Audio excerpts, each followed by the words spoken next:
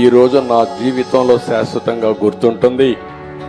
ఒకే రోజు 4,408 కోట్ల రూపాయలు పేదవాళ్ళకి ఇచ్చిన ప్రభుత్వం తెలుగుదేశం ప్రభుత్వం.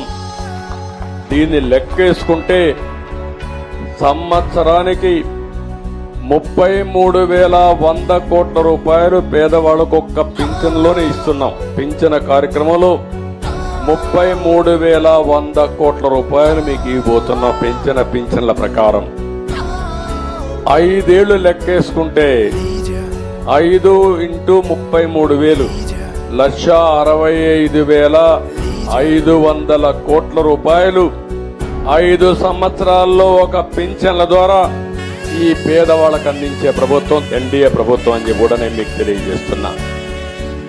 దీనికంటే ఆనందమైన రోజు నా జీవితంలో ఇంకొకటి ఉండదు.